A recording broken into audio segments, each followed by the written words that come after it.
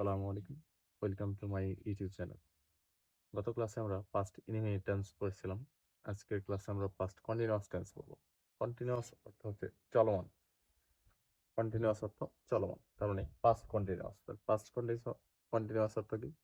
অতীতে চলমান বা অতীতে চলতেছিল এরকম বোঝায়। তাহলে যে টেন্স দ্বারা অতীতে কোনো কাজ চলতেছিল বোঝায় তাকে পাস্ট কন্টিনিউয়াস টেন্স বলে। তাহলে যে টেন্স দ্বারা অতীতে কোনো কাজ চলতেছিল বোঝায় তাকে পাস্ট কন্টিনিউয়াস টেন্স বলে। পাস্ট কন্টিনিউয়াস টেন্সের বাংলা চেনার উপায়, বাংলা ক্রিয়ার শেষে বাংলা ক্রিয়াতে চিনি যে বাংলা যে শব্দটা দ্বারা কাজ করা বোঝায়।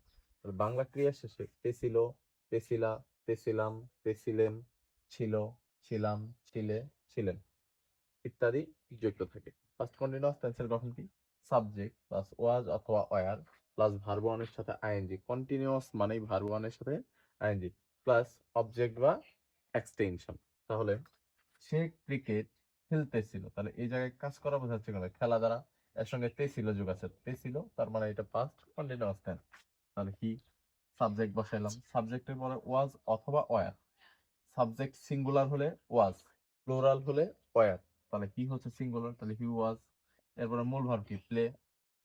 প্লে ভার্ব ওয়ানের সাথে আমাকে কি যুক্ত করতে হবে? আইএনজি। তাহলে প্লেইং, কি খেলতেছিল? Cricket. Cricket, he was playing cricket. তাহলে এটাকে যদি নেগেটিভ করি, নেগেটিভের শর্ত কি? আমার নেগেটিভ করতে হলে আমাকে সাহায্যকারী ভার্বের সাথে নট যুক্ত করতে হয়। তার পাস্ট কন্টিনিউয়াস টেন্সের সাহায্যকারী ভার্ব হচ্ছে ওয়াজ অথবা ওয়ার। তার মানে ওয়াজ সাহায্যকারী ভার্ব দেওয়াই আছে এই জায়গায়। তাহলে হি ওয়াজ নট প্লেইং ক্রিকেট। এরপরে ইন্টারোগেটিভ। ইন্টারোগেটিভ কি? সাহায্যকারী ভার্ব সামনে নেওয়া। তাহলে সাহায্যকারী ভার্ব কি? ওয়াজ। তাহলে ওয়াজ হি প্লেইং।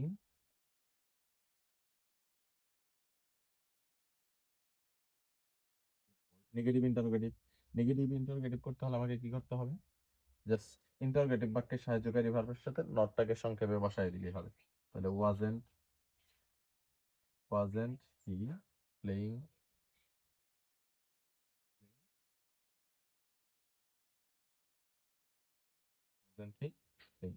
এরপর তারা মাছ ধরতেছিল। তাহলে এইখানে ধরা মূল ভার্ব, আর ধরা কাজ কি করে? তারা।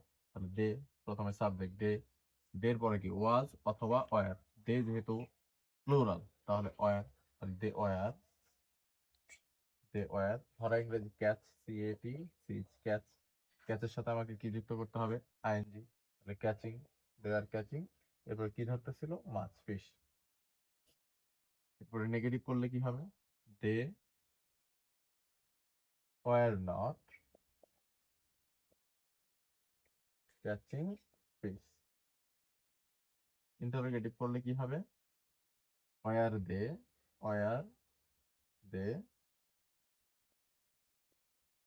Catching fish.